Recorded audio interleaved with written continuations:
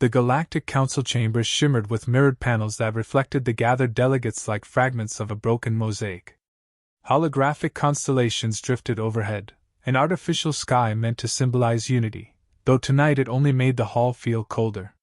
High Chancellor Vorkael stood at the center podium, his elongated frame coiled with theatrical restraint. His 4 pupils focused on each faction with a predator's patience. "Members of the Council," he began, voice dictating the pace of the room. "Our analysts confirm humanity's exponential expansion. Their factories run without pause. Their fleets multiply. Their weapons—" he paused for effect. "Their weapons now rival ours." A wave of nervous trills and electronic murmurs rippled through the hall. Vorkael lifted a clawed hand, silencing the chamber. "We propose Operation Lightfall, an immediate neutralization of Earth's military assets. A controlled strike. Quick, decisive. Contained. Neutralization?" Ambassador Rellin of the Avon Coalition clicked her beak sharply. "That is annihilation." Vorkael didn't flinch. "If we wait, they will become a power we cannot restrain. Humanity's rise threatens the balance we spent 1,000 cycles crafting. We must strike before they decide they no longer need this council." A few delegates exchanged glances, uneasy yet persuaded by the Chancellor's authoritative cadence. "We cannot punish a species for progress," argued the Dolian representative, his crystalline form flickering under internal stress. Vorkael leaned closer, voice dropping to a tone that dripped certainty. "You haven't seen the projections." "I have." His fingertips tapped the podium. "Humanity will not be partners. They will be rulers." Silence returned, heavy, reluctant, dangerous. And then the vote began. When the motion passed, by a margin slim enough to reveal doubt but wide enough to grant legal authority, the council seal ignited across the chamber floor. Operation Light Fall was sanctioned. The assembled armada would strike Sol within 12 cycles. Vorkael exhaled slowly, as if releasing the final breath of diplomacy. "Prepare the fleets." The order echoed through the station as officers dispersed to relay commands. The council had chosen war. Had they known a human spy drone floated unnoticed within the chamber's lighting lattice, silently capturing every word, perhaps they would have whispered. But they didn't notice. And the drone transmitted everything. Commander Rhea Calder stood aboard the TSF Resolute, reviewing the decrypted intelligence with a stillness born from years of confronting the worst-case scenarios. Her dark hair was tied back with military precision, her expression set in a line of deadly focus. The dim war-room lighting sharpened the angles of her face. She read the Council's authorization again, forcing herself to absorb the reality without emotion. A strike on Earth. "Commander?" Lieutenant Saren entered, face pale from the urgent summons. "Is it confirmed?" Rhea turned the display toward him. "The Council approved a coordinated assault. Multiple species. Multiple vectors. They're coming for us." Saren's throat tightened. "Why now? We've honored every treaty." "They fear us," she replied. "They think speed equals aggression." Saren paced once. "What's the plan?" Rhea zoomed out the tactical projection. A rotating hologram of the Sol system shimmered into existence. "Sol defense net will remain hidden until they cross the boundary. We'll let them believe Earth is undefended. When they commit, we strike from behind." Saren nodded slowly. "Using Ironback." Rhea's gaze hardened. "Every part of it. The Council thinks our orbital platforms are still prototypes. They don't know the network is live." "And your sister?" he asked softly. The question landed like a hit she'd seen coming but couldn't fully brace for. "She's still in the arcology labs. I've already sent a quiet alert. She'll move when the order goes public, which will be too late for the Council to change course." "You're risking everything," Saren said quietly. "I'm protecting everything." On the Council station, Vorkael observed fleet formations assemble through the massive panoramic viewport. Dreadnoughts slipped into position with geometric precision, their hulls flashing with strategic code. Carriers drifted behind them like silent leviathans. His adjutant approached. Chancellor, the Dominion fleets are ready. The Coalition wings await your signal. Vorkael clasped his hands behind him. Humanity believes they are sovereign. They must learn their place. Begin the jump preparations. If he felt any doubt, he buried it beneath layers of pride. Meanwhile, back in Seoul, humanity prepared in silence. Rhea walked through the Resolute's central corridor, boots echoing against alloy plating. Crew members paused to salute. She acknowledged each with a nod, projecting confidence she carried like armor. At the command deck, the stars stretched across the viewport. The Sol system glittered with deceptive serenity. Commander Rhea activated fleet-wide comms. All units, this is Calder. The Council has declared hostile intent. They believe Earth will break under unified pressure. They are wrong. She stopped long enough for the weight of her words to settle. They think they're coming to teach us obedience.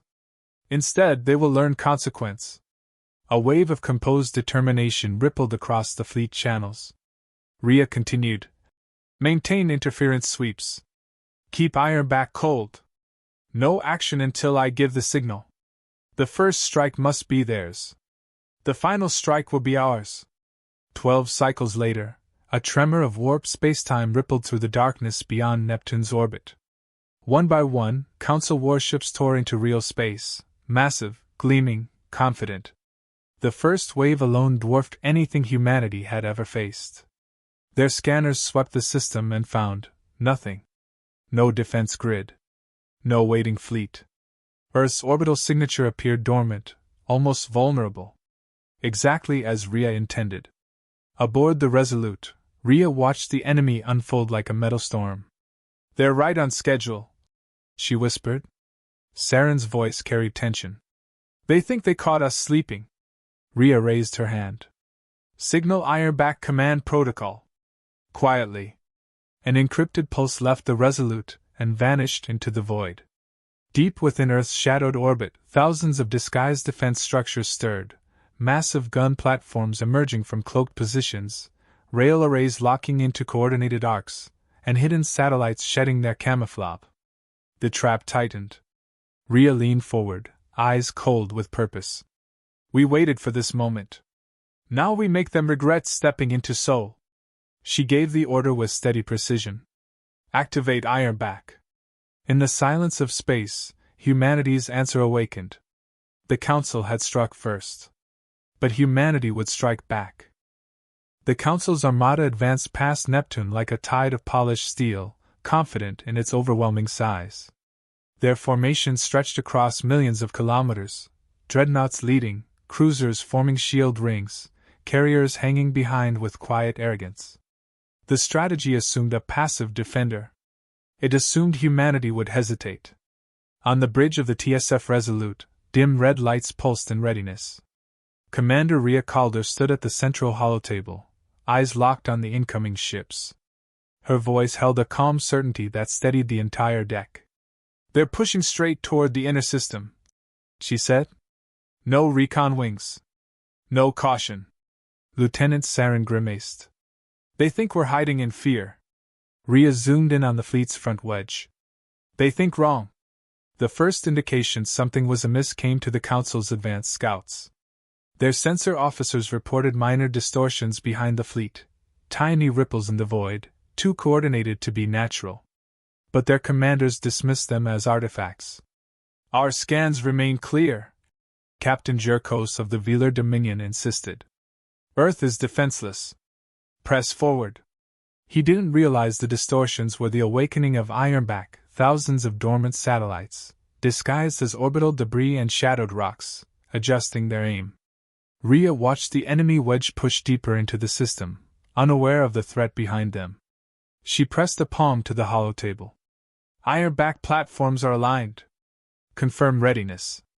Across dozens of encrypted channels, responses poured in. Rail arrays locked. Capacitors charged. Target markers stable. All systems green. Saren exhaled. Ironback is fully awake. Rhea straightened. Then we begin. High above the ecliptic plane, a Council cruiser detected a faint energy surge. Far behind their formation, exactly where their sensors had just scanned moments earlier. The technician frowned and recalibrated. Sir? There's something. He never finished. A tungsten slug the size of a transport shuttle tore through the cruiser's hull, splitting the vessel in half. No warning. No screams. Just disintegration. Then another slug hit a carrier. And another. And another. The calm of the void shattered. On the Resolute, Rhea observed the exploding icons with no change in expression. The first volley has landed. Saren leaned over the readout. Impact ratio is higher than predicted. Humanity excels at last-minute innovations, Rhea replied. Even our prototypes outperform expectations. The second volley unleashed seconds later, firing from platforms that had been silent for decades, their barrels cooling in the shadows of Neptune and Pluto. Council ships buckled under the assault.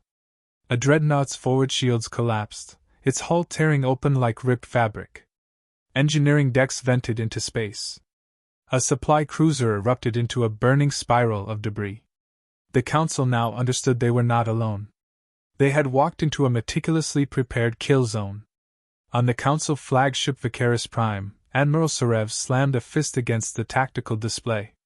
Where in the void are these attacks coming from? Our sensors are blind. Her officers scrambled to triangulate the sources, but Ironback's arrays rotated after each shot, shifting their trajectories like phantom predators. Their weapons are firing from behind us, one officer reported, voice cracking. We're exposed. No, Sarev growled. We were lured. Rhea listened as Ironback's targeting algorithms calculated new firing patterns. Council fleets are beginning evasive maneuvers, Saren said. They still don't know the number of platforms. Good, Rhea replied. Let them assume we have fewer than we do. A quiet alarm chimed. Ares, the AI integrated into Ironback's networks, spoke through the bridge speakers. Commander Calder, enemy formations are fragmenting. Suggest coordinated strike on isolated wings. Rhea nodded once. Approved. Route commands to all rail forts. Executing, Ares responded. Saren lowered his voice. Ares is learning fast. Rhea gave a thin smile. It was designed to. 3 Council destroyers attempted to break off and regroup, unaware that human gravity well disruptors had already been activated around them. The ships tried to accelerate, and found themselves caught in invisible eddies of distorted spacetime. The next volley hit them while they remained trapped. Metal peeled away. Engines ruptured. Crews vanished into the void. The Council's confidence disintegrated faster than their ships. Inside the Resolute, officers worked with intense focus as the battle unfolded. The atmosphere was tense but not fearful. This was the engagement they'd trained for, the one scenario humans had dreaded but prepared to overcome. Saren turned toward Rhea. The Council's forward wedge is collapsing. Their flank is vulnerable. They'll try to retreat, Rhea said. But Ironback has their exit vector covered. As if on cue, another wave of slugs streaked across the projection, cutting off multiple escape routes. Dozens of Council ships were forced inward, deeper into the kill zone. The Council's armada was no longer advancing. It was drowning. Chaos spread through the enemy command hierarchy. Pull back the eastern wing. We need reinforcements. Our shields are failing. We were told Earth had no defensive grid. Where did these cannons come from? Vorkael's voice cut through the panic on the shared channel. The humans are improvising. They cannot maintain this level of firepower. Push forward and overwhelm them. His words sounded confident, but the growing hesitation from other species showed cracks forming. Chancellor, an Aven commander hissed. You assured us this would be a swift operation. Instead, we are being slaughtered. Stay your course, Vorkael snapped. Yet even he heard it, the rising suspicion that humanity had prepared something far more sophisticated than anyone believed. Back on the Resolute, Rhea received the Council transmissions as intercepted audio. She listened in silence as alien officers argued, panicked, demanded answers no one could provide. Fear, Rhea murmured. They finally feel it. Saren looked over at her. We can press the advantage now. Not yet. They need to break themselves before we strike directly. Behind her, the tactical officer called out. Enemy carriers deploying fighters. Rhea responded immediately. Bring the Ashnet online. No enemy craft reaches Earth's atmosphere. Far below, on Earth, evacuation orders swept through the arcologies. Rhea's sister, Dr. Lyra Calder, guided civilians into shielded transport tunnels, keeping her voice steady despite the distant tremors from orbital weapon discharges. Above them, streaks of burning debris crossed the sky like falling stars. Lyra whispered to herself. Rhea, whatever you're doing, keep winning. Back in orbit, the battle intensified. Fighter drones surged from hidden Terran silos, intercepting the Council's deployed wings. Human pilots joined them, maneuvering through dense clouds of debris and shattered hull fragments. Ironback's platforms continued firing with mechanical precision, converting the once proud armada into fragments drifting against the stars. Saren stared at the tactical map, amazed. We're doing it! We're holding Sol. Rhea didn't smile. Her expression sharpened with resolve. Holding is just the beginning. She tapped the hollow console. Signal all Vanguard ships. Prepare for Phase 2. Ironback had awakened. Now humanity would reshape the battlefield. The Council had thought Earth weak. They were about to learn how wrong that assumption was.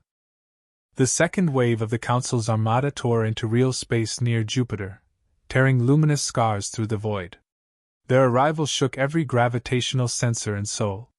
This fleet was larger: reinforcement carriers, dreadnought trios, and the elite Dominion War Corps Vor-KL had promised would end the human problem in one decisive stroke. On the TSF Resolute, alarms pulsed in rhythmic waves, highlighting the colossal new threat. Lieutenant Saren's eyes widened at the tactical projection. That's triple the previous force. Commander Rhea Calder stepped closer, arms crossed, her posture unshaken. They mobilized everything they could spare. They expect brute numbers to compensate for humiliation. Saren swallowed. Ironback can't match that scale forever. It won't have to. Rhea tapped the console and brought up a secured overlay. Ares is ready. The bridge quieted. Even the hum of the ship seemed to lower out of instinctive respect. Ares, humanity's adaptive war AI, shimmered into holographic form, a construct of drifting golden particles, calm and unnervingly composed. Commander Calder, Ares said, voice smooth. Enemy fleet has entered the perimeter of the mirrored gravity field. My models predict an 87% probability of fragmenting their formation within 90 seconds. Do it, Rhea ordered. Start the distortion cycles. In the outer system, the mirrored gravity field activated, an array of devices disguised as abandoned mining rigs. They bent the region's normal gravitational behavior into a maze of distorted pockets. The Council fleets entered confidently. They did not exit confidently. Ships veered off intended paths by kilometers.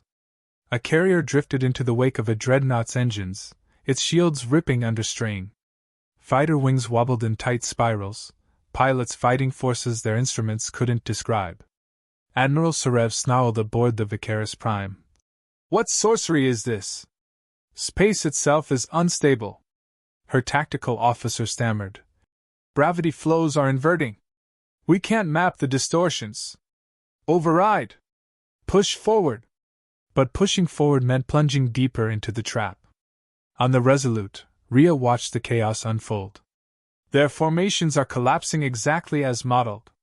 Ares expanded its projection, showing delicate arcs of gravitational inversion like threads in a cosmic loom. The enemy does not yet comprehend they are inside a controlled environment. Saren shook his head. Humans turn Jupiter's orbit into a physics hazard. Rhea corrected him softly. Into a weapon.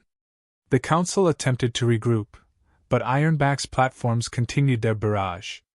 Rail slugs sliced through chaotic formations. Plasma beams converged on destabilized shields. Several cruisers collided under misaligned thrust vectors, producing a flash like a miniature supernova. Sarev's comm channels brimmed with frantic demands. Our engines won't hold. Gravity is pulling us sideways. We're losing half our wing. What are the humans doing? Vorkael's voice suddenly entered the channel. Admiral Serev, discipline your forces. Push through. Once you break the gravity field, you will crush their inner defenses. Serev bared her fangs. Chancellor, you assured us humanity was primitive. They wield gravity like a blade. Vorkael didn't answer. Down on Earth, Dr. Lyra Calder ushered evacuees into subterranean shelters. Emergency lights cast long shadows across reinforced corridors. She stayed calm for the sake of the frightened civilians. A young engineer approached her, breathless. Doctor, sensors show massive energy distortions near Jupiter. Lyra didn't hesitate. That's Ria's domain. If those distortions are human-made, we're still in the fight. But her eyes betrayed a flicker of dread. Even she, who knew her sister better than anyone, couldn't predict what Ria might deploy next. Back in orbit, Ria stood motionless as a new alert pulsed across the tactical table. Ares spoke before anyone else could. Commander, Council reinforcements number approximately 600 additional vessels. If they breach the gravity labyrinth, they may overwhelm our remaining arrays. Saren whispered. We're reaching a threshold. Ria exhaled once. It was not fear, it was calculation. She opened a secure panel on the holotable, revealing a classified weapon schematic, a spear-like solar filament surrounded by containment coils. Ares flickered. Solar spear authorization detected. Saren froze. Commander, that project wasn't supposed to be activated unless humanity was facing extinction, Ria finished. And we are. She pressed her palm to the authorization imprint. Deploy the solar spear. Ares didn't ask for confirmation. It simply obeyed. Near the sun's corona, dormant satellite structures, each the size of a skyscraper, came to life. They had been built in secret, tucked within solar observation arrays no alien had bothered to inspect. They aligned like petals of a mechanical flower, forming a massive focusing lens.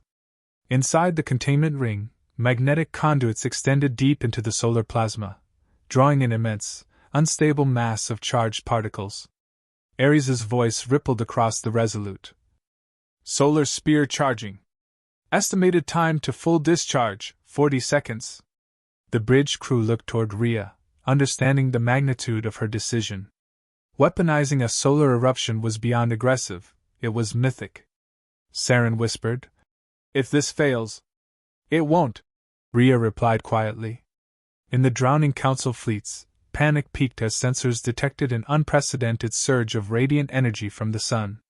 Admiral Serev stared at her main display, an expanding spike of solar output too concentrated to be natural. Chancellor, what am I looking at? Vorkael's voice faltered for the first time since the war began. Impossible. Humans cannot manipulate a star. Chancellor, they just did. Ares's countdown echoed across the Resolute. 3, 2, 1. Release, Ria commanded. The solar spear fired. A directed lance of condensed solar plasma surged outward in a straight, impossible beam. It crossed millions of kilometers in seconds, shearing through the reinforced segments of the Council's fleet. Shields overloaded instantly. Dreadnought armor vaporized. Carriers folded like paper under the radiant force. What remained wasn't a battle. It was erasure. Millions of tons of battleship-grade alloy turned to incandescent vapor. The beam faded, leaving a corridor of destruction so wide even the sun seemed dim behind it. Silence held the Council's comm channels. Total, stunned silence. On the Resolute, no one cheered. The bridge was frozen, watching the afterglow fade from their displays. Saren finally broke the hush. That wasn't warfare. That was judgment. Ria didn't answer immediately. She studied the burning trails that marked where the Council's Central Reinforcement Corps had been moments ago. They came to erase humanity, she said at last. They forced us to respond in kind. Ares spoke with measured calm. Enemy fleet integrity reduced by 52%. Survivors are in disarray. Vanguard counterstrike recommended. Rhea straightened. Her voice regained its command steel. Signal all units. Prepare for transit. Saren's eyes widened. We're taking the fight to the Council? They launched a war of extermination, Rhea said. Now we end it. She turned toward the starfield, where the remnants of the shattered fleets drifted like ghostly echoes. Execute jump to the Council core. The solar spear had cleared the path. Humanity would walk it. The first tremor shook the Aurora Station's command ring with a low, metallic groan, followed by a stuttering cascade of blinking panels. Alana braced herself against the railing as emergency lights washed the chamber in crimson. The council delegates huddled near the central dais, wide-eyed, whispering among themselves with frantic urgency. Every screen displayed the same message: Earth response initiated. Unknown system activation. Admiral Vorwin turned toward the human contingent, his voice sharp. What have you done? Dr. Marin Cole ignored the accusation and stepped closer to the nearest console, scanning incoming telemetry. This wasn't triggered by us. Something buried under the Pacific, it just woke up. Tarek, still smelling faintly of solder and engine oil from hours spent repairing Aurora's battered docking corridors, looked at Alana. Tell me this is one of ours. She swallowed hard. It isn't. A deep rumble hummed through the floor as the main viewport polarized against a surge of blinding light. When it cleared, a structure, massive, angular, shimmering with hexagon-patterned shields, rose from Earth's ocean like a creature shedding centuries of sleep. Ripples spiraled outward in perfect concentric waves. The thing didn't obey physics so much as rewrite it. Counselors gasped. Some stepped back. Others froze completely. Marin's voice dropped to a whisper barely audible over the alarms. The Bastion. Alana turned toward her. You know about this? Only theory. Old scraps and classified archives. But that, she pointed toward the rising colossus. That's no myth. Humanity built it long before the Council made contact. Before the fall. The station rattled again. Admiral Vorwin's face twisted. Impossible. Humans lack the technology. Tarek let out a low, humorless laugh. You've underestimated us since the first day you showed up. Vorwin stepped toward him. Mind your place. No, Alana cut in. He's right. You never tried to understand us. You judged us by the scars of our wars, not the intellect that survived them. The Admiral's mandibles flexed, but he said nothing. A new feed opened across the main screen, the Bastion's exterior plates shifting into formation. Its crystalline engines glowed with an intensity that made Aurora's weapons platforms look like antiques. Strange symbols, recognizably human yet older than any known alphabet, ran across its hull in rhythmic pulses. It's scanning, Marin murmured. Not the station, the Council fleet. The Council delegates erupted into arguing voices. Some demanded full retreat. Others insisted on a counterattack. A few stood stunned, as if witnessing a prophecy.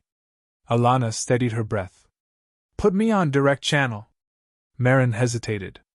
To what? There's no crew. It's automated. You can't negotiate with a machine programmed for a defensive protocol. Alana met her gaze.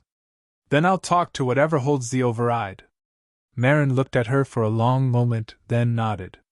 Tarek followed Alana to the comm platform. If this thing misreads your intentions... It won't, she replied. Humanity built it. That means it listens to us. She hoped that was true. Marin activated the link. A strip of static cut through the audio. Then a voice, calm, resonant, layered with harmonics, filled the chamber. Identity? Alana swallowed the sudden weight in her throat. Commander Alana Pierce, acting representative of Earth. Silence. Then, confirmed. Command access level. Pending. Pending what? She asked. A faint shift in tone. Reason. Alana's heart hammered. Earth is under threat. The Council moved to strike us without provocation.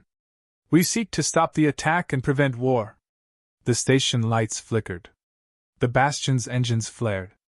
Consultation complete. Earth defense protocols fully engaged. Wait, she began. But the connection severed. Outside the viewport, the bastion's shield lattice expanded, forming a geometric sphere that encapsulated the Council fleet. Dozens of ships scrambled to reposition, but the structure's acceleration was instantaneous. Brilliant strands of energy arced outward, not destructive beams but streams of data, rewriting, disabling, overriding. One by one, Council vessels powered down. Engines dimmed. Weapons retracted. Communications dropped to static.